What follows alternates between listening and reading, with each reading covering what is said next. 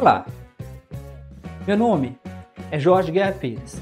Eu sou doutor em Engenharia da Informação, focado em Bioinformática. Ultimamente, eu tenho escrito vários livros. Eu decidi dedicar parte desses livros ao conceito de divulgação científica. Então, neste podcast, você vai ver vários episódios sobre assuntos bem variados. Esses assuntos envolvem política, religião, e todos eles tentam trazer a ciência para um público geral. Meu desafio é transformar aquilo que é acadêmico em algo popular. Por isso, em um dos projetos relacionados, eu chamo de Ciência Popular, que é o nome do site que está conectado a esse podcast. E outros vários projetos como no YouTube. Então, você é convidado a compartilhar, a deixar as pessoas saberem desse projeto e que possamos alcançar um número máximo de pessoas. Então, boa experiência e bom aprendizado. Olá! Hoje a gente vai mergulhar assim numa análise bem detalhada de uns textos que colocam a fé, sabe, especialmente a cristã, em contraste com a ciência, com a razão. Isso. A gente tem aqui uns trechos de um livro, Bíblia e Ciência, e outros materiais do mesmo autor, falando de ciência para leigos, até de inteligência artificial e democracia, bem variado. Exato. E o nosso objetivo aqui, eu acho, é mais desembrulhar mesmo os argumentos centrais que esses textos trazem, né? Uhum. Vamos, investigar as críticas que o autor faz à Bíblia, olhar essa tensão que ele descreve entre fé e evidência, Sim. os conflitos que ele aponta entre religião e ciência, e também tentar entender as conexões que ele faz ali entre desinformação, religião e até fenômenos políticos mais recentes, tipo o bolsonarismo. Tudo pela ótica do material, claro. A ideia é sacar a linha de raciocínio dele. Aí é interessante que os textos já começam conectando tudo isso, desinformação, infodemia, discurso de ódio, fake news. Uhum. O autor parece seguir aquele princípio básico, né? A informação ruim leva a decisão ruim. O tal do lixo entra, lixo sai. Pois é. E ele monta um quadro onde essas coisas, fake news, certas práticas religiosas e o bolsonarismo meio que se alimentam. E a saída para ele seria a razão, o pensamento científico. Uma proposta forte. Então vamos começar por onde ele começa mesmo, a crítica direta à Bíblia. Certo. E ele não mede palavras, né? Chega a usar a história do dilúvio para fazer uma comparação bem pesada. Comparando Deus a um pai com ações extremas, com os filhos que não obedecem. Essa é uma das críticas mais diretas mesmo que a gente encontra ali no material. Mas não é só isso, né? Ele vai além explorando como certos textos são lidos, interpretados. Sim, ele aponta isso. Como algumas passagens até do Novo Testamento acabam sendo usadas para justificar, posturas hostis. Ele cita o exemplo contra a comunidade LGBTQIA+. Mesmo quando outras partes falam de amor, né? Exato. Ele coloca lado a lado, tipo João 13 falando de amor e depois Romanos 1, para mostrar essa tensão interna no texto, segundo ele. O argumento central dele parece esse, que essa talvez ambiguidade ou essa flexibilidade na interpretação permite que o mesmo texto sirva para coisas totalmente opostas. Depende de quem lê e com que intenção, né? Uhum. Ele até argumenta que a própria imagem de Jesus, a ideia de paz, foram distorcidas ao longo do tempo para justificar poder, opressão. Como na colonização ou na escravidão. Ele menciona isso. Menciona exatamente esses exemplos. A linha dele é que a interpretação serviu a interesses históricos bem específicos. Entendi.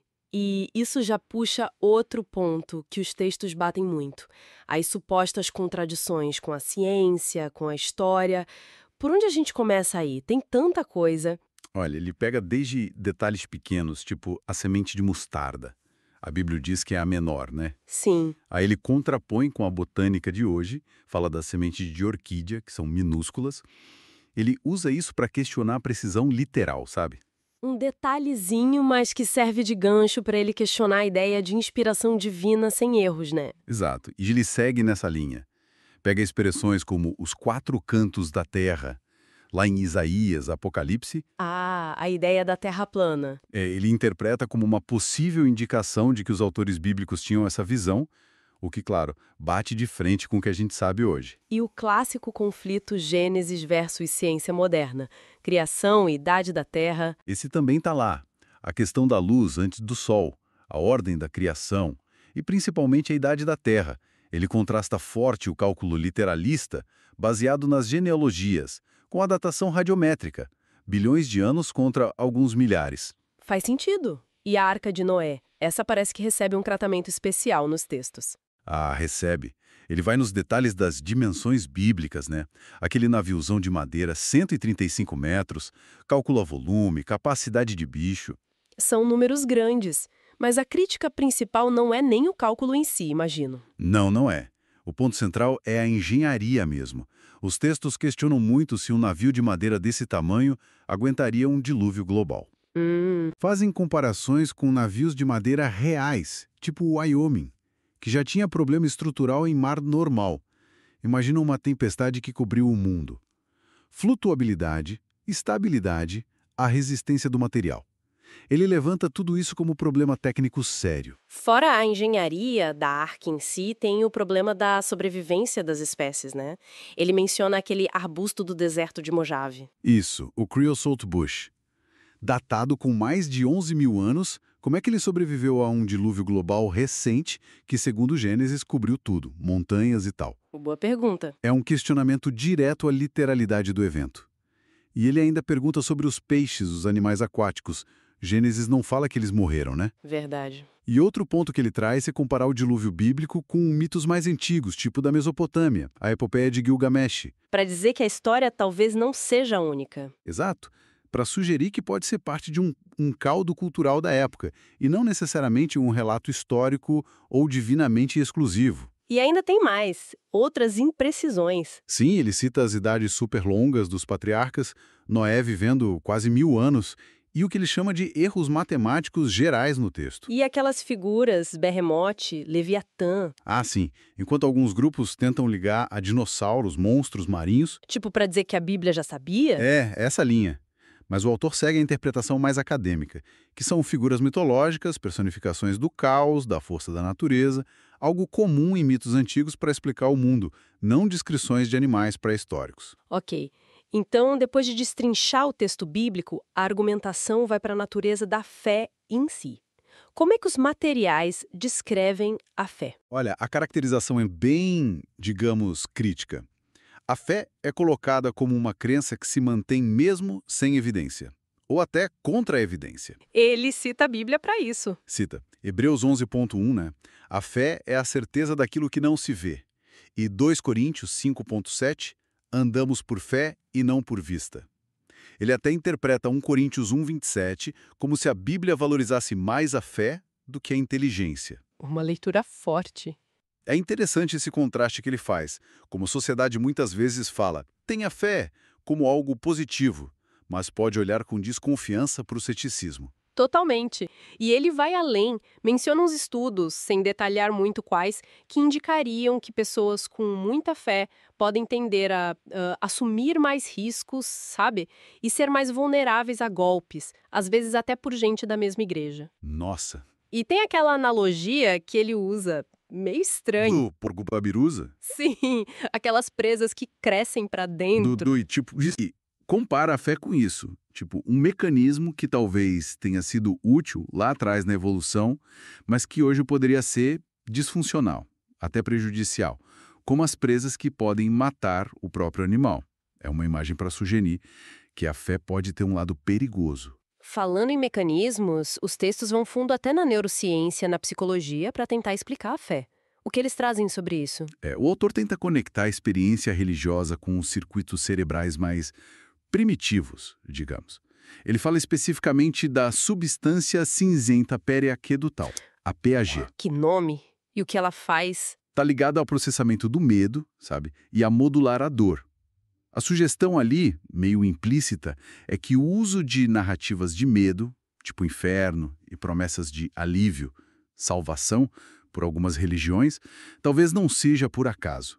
Talvez converse direto com essas áreas do cérebro. Tipo, explorando nossa resposta de luta ou fuga? Uma espécie de hack? É uma interpretação possível do que ele argumenta, sim. Ele também fala da dissonância cognitiva. Ah, sim. Aquela coisa de ter duas ideias opostas na cabeça e o cérebro dá um jeito de conviver com isso. Exatamente. Aquele desconforto mental. O cérebro, para reduzir isso, arranja justificativas, minimiza a contradição. O autor sugere que isso explica como pessoas, ele inclui políticos e religiosos, conseguem manter visões que parecem totalmente conflitantes. E aquele viés de agência que ele menciona? A gente vê propósito em tudo. Isso, o viés de intencionalidade. É uma tendência nossa, né? De atribuir intenção, consciência, propósito, até para coisa inanimada ou evento aleatório. Tipo, ver tristeza no cachorro ou achar que uma coincidência foi Deus falando. Exatamente esses exemplos. Ele argumenta que a religião meio que se aproveita dessa nossa configuração mental. Isso liga com a ideia do cérebro como construtor da realidade, né? Ele cita ilusões de ótica, até esquizofrenia. Sim, para mostrar que nossa percepção não é um retrato fiel do mundo lá fora. O cérebro interpreta, constrói. E como isso se conecta com a fé se espalhando? Aí ele introduz a ideia de memória coletiva, memória cultural. A tese é que crença sem base factual sólida, e aí ele mistura, na visão dele, coisas como UFOs, chupa-cabra e o cristianismo. Nossa, que comparação. Pois é, ele argumenta que essas crenças podem se acumular e se espalhar com o tempo, pela tradição, pela transmissão social, mesmo sem prova. Viram verdade cultural. É uma visão bem demolidora. Chega a comparar a fé com um vício, né? Difícil de largar, ainda mais se começa na infância. Com certeza. A análise que os textos fazem pela psicologia e neurociência pinta a fé como algo bem complexo, com raízes na nossa biologia e mente, mas que, para o autor, pode levar ao que ele chama de autoengano. Saindo da mente do indivíduo e o impacto social da religião. Esse parece ser outro ponto que os textos criticam bastante. Muito. O autor foca na influência política de grupos religiosos que ele chama de fundamentalistas. Critica o que ele vê como um desvio de tempo e dinheiro público para pautas religiosas. Tipo, proibir casamento homoafetivo. Exato. Ou construir museus criacionistas como aquele do Ken Ham, nos Estados Unidos, e a interferência que ele alega existir no ensino de ciências nas escolas. Ele também comenta um padrão, de certas igrejas crescerem onde o Estado não chega direito. Sim, ele menciona isso citando um pesquisador, Vitor Araújo.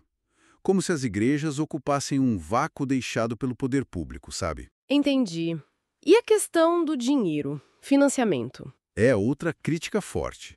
Ele compara o valor do prêmio Templeton, que junta ciência e religião, com o Nobel. Ecoa críticas do Dawkins, por exemplo, que veem isso como uma forma de dar uma legitimidade que eles acham indevida à religião na ciência. E fala também da venda de manuscritos religiosos por valores exorbitantes. E a moral? Os textos dizem que a moral não vem da religião? Dizem categoricamente. O autor argumenta que foram valores seculares, do iluminismo, que levaram à abolição da escravidão, por exemplo. Não a Bíblia. Ele diz que a Bíblia justificava? Ele aponta passagens tipo em Êxodo, que parecem regular a escravidão, tratar escravos como propriedade. A visão dele é que a moral evolui na sociedade e não precisa de dogma religioso. Aliás, ele acha que o dogma até atrapalha. Ele também nota uma coisa curiosa, que o cristianismo tem tanto poder social que até quem não crê se sente na obrigação de defender, ou se ofende com crítica. Conta até uma história pessoal sobre isso. É. E levanta uma correlação, embora sem mostrar os dados ali nos trechos, entre países muito religiosos, com passado colonial, e IDH mais baixo. IDH, o Índice de Desenvolvimento Humano. Isso, e contrasta com países mais seculares que seriam mais desenvolvidos. É uma correlação que ele aponta. Ele até fala de uma opressão silenciosa aqui no Brasil, por causa das críticas dele à religião. Fala. Menciona censura ao próprio livro, bloqueio em rede social. E por último, ele critica até a ajuda social das igrejas. Como assim? Ele reconhece que ajudam, mas questiona a intenção. Sugere que a ajuda vem com o selo da igreja, sabe? Criando uma dívida de gratidão e tentando transformar quem recebe ajuda em soldado de Jesus. Ele vê como um investimento da igreja, esperando um retorno. Entendi a crítica. Então, depois de passar pelo texto, pela mente, pelo social, os textos chegam no confronto direto. Ciência versus religião. Como é que isso é apresentado? Olha, basicamente, o autor pinta um quadro de oposição quase que total. Ele faz tipo uma tabela implícita. De um lado a explicação científica, do outro a religiosa. Para tudo. Para muita coisa. Evolução versus criacionismo ou design inteligente. Leis da física e estatística versus planos de Deus. Aquecimento global explicado pela ciência versus gente que atribui a vontade divina ou nega por fé. E aquela ideia de que ciência cuida do como e religião do porquê. Ele compra isso? Não, ele rejeita essa divisão. Cita até o Sam Harris. Defende que a ciência pode e deve, sim, investigar questões de sentido, bem-estar, moralidade, coisas que tradicionalmente ficavam só com religião. Os textos falam em arrogância também, né? Fala, mas invertendo o alvo. A crítica é a arrogância religiosa. A ideia de alguém só com um livro antigo na mão achar que pode refutar séculos de ciência, trabalho de um monte de gente, ganhador de Nobel. Entendi. Para o autor, o criacionismo, por exemplo, é muito mais arrogante do que qualquer teoria científica, porque a ciência está sempre aberta a ser corrigida, né? E a questão da testabilidade, da falseabilidade, isso é chave aqui, né? Fundamental. O autor martela nisso. Ciência exige que uma ideia possa ser testada e, em princípio, provada falsa. Se não pode ser testada, não é bem ciência. E a religião? Ele contrasta com os dogmas religiosos, que muitas vezes são apresentados como verdades absolutas, que não podem ser questionadas ou testadas. Ou que já foram refutadas pela ciência, mas continuam sendo afirmadas. E os museus criacionistas entram aí de novo. Entram, porque, segundo o autor, eles criam uma falsa equivalência. Tem cara de museu de ciência, usam fósseis de verdade, mas distorcem tudo, data e interpretação para encaixar na Bíblia literal. Enganam quem não conhece, né? Faz sentido. E o ônus da prova? Quem tem que provar o quê? Exato. Na ciência, a regra é: afirmação extraordinária exige prova extraordinária. O autor diz que a religião inverte isso. Faz afirmações gigantescas, Deus existe, tem vida após a morte, milagres acontecem sem prova concreta e joga a responsabilidade no cético. Prove que não existe. Aquela frase, bem-aventurados os que não viram e creram, é vista por ele como o oposto total do método científico. E as tentativas de conciliar ciência e fé? Ele não vê espaço para isso. Ele critica muito qualquer conciliação que signifique, para ele, diminuir o rigor da ciência, aceitar pseudociência como válida ou usar a ciência de forma desonesta. Tipo pegar uma descoberta científica e falar: ah, isso a Bíblia já dizia, mas só depois que a ciência descobriu e provou. Para ele, isso não é honesto. Os textos chegam a rebater argumentos criacionistas específicos. Tipo, o olho humano ser complexo demais para evoluir. Sim, ele entra nisso. Contra-argumenta explicando a evolução passo a passo, desde células sensíveis à luz, e até a ponto que ele considera falhas de design no olho, como os nervos na frente da rétina, dizendo que um designer inteligente talvez não fizesse assim. E critica também o uso de citações de cientistas fora de contexto para parecer que eles apoiam o criacionismo. E até Adão e Eva entram na análise biológica. Entram, questionando a literalidade. Costela virar mulher, a questão dos cromossomos. Se Eva veio de Adão, ela seria XX, XY. E Jesus, sem pai humano, teria quais cromossomos? São provocações, usando a biologia para desafiar a leitura literal. Entendi. O material também fala de ex-crentes, né? Cita um Dan Barker. Pra quê? O Barker funciona como um estudo de caso. Um cara que foi pastor, viveu a fé intensamente e depois virou ateu por questões intelectuais. O autor usa a história dele para ilustrar essa sensação de delírio ou auto-engano que um ex-crente pode ter ao olhar para trás. Aquele exemplo da pessoa sentindo o Espírito Santo e ele reinterpretando como uma resposta do corpo. Arrepio, coisa psicológica, é bem forte. E tem a história do debate dele com um amigo que ainda era crente. Sim, um amigo que ele descreve como super inteligente, que manjava de grego bíblico e tudo. E o ponto? O autor usa para dizer duas coisas. Primeiro, inteligência não é vacina contra a fé religiosa. Segundo, para criticar a falácia da autoridade, quando o amigo usa os 20 anos de grego como argumento final. E ainda joga uma informação extra, atribuída a um tal Oswaldo Luiz Ribeiro, de que a maioria das traduções da Bíblia é feita por gente de fé, o que poderia gerar vieses. Entendi a crítica. Bom, a gente está chegando no final. Quais são os pontos sobre moralidade e o futuro que esses textos trazem? Olha, sobre moralidade, a conclusão é clara. Não só ela não depende da religião, como na visão do autor, pode ser até prejudicada por ela. Ele defende uma moral secular, baseada na razão, empatia, busca pelo bem-estar. E por que seria melhor? Porque seria mais flexível, adaptável.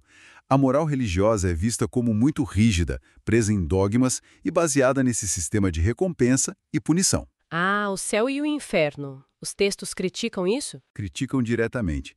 Comparam com o behaviorismo do Skinner, sabe? Moldar comportamento com prêmio e castigo.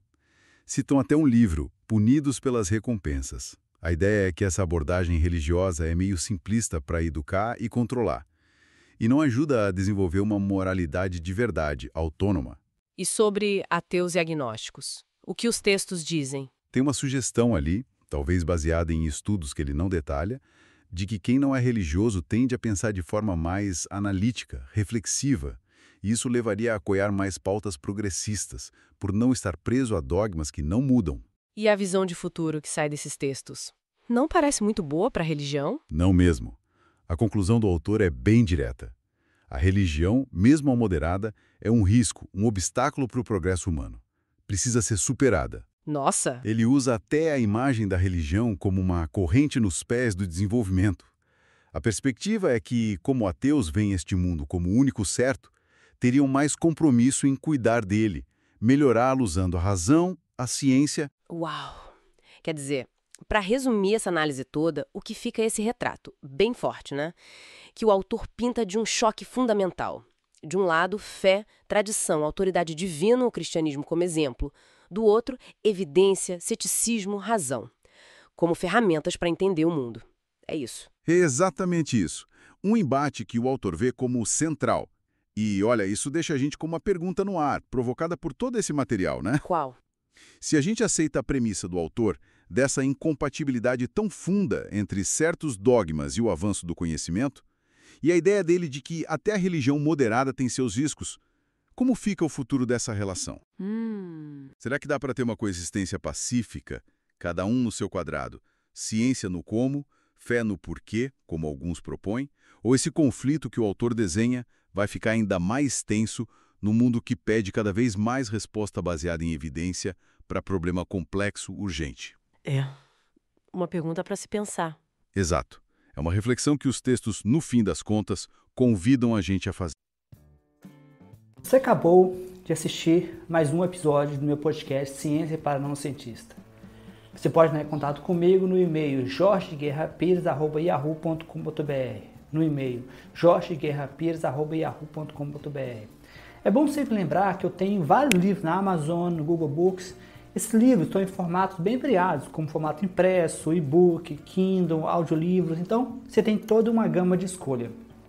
Existe sempre a opção de fazer uma doação, oferecer um suporte para que eu possa manter o podcast em versão premium e possa manter os episódios por um período maior do que 3 meses, ou até mesmo deixar vários episódios maior do que 2 horas por mês, que é o meu limite. Então, eu te convido a fazer doações para o e-mail, o mesmo e-mail que eu falei anteriormente, que é jorgeguerrapires@yahoo.com.br, jorgeguerrapires@yahoo.com.br. Então, muito obrigado e continue no podcast para ver os próximos episódios e não deixe de compartilhar com seus amigos, com pessoas que possam se interessar. Um grande abraço, até mais, Jorge.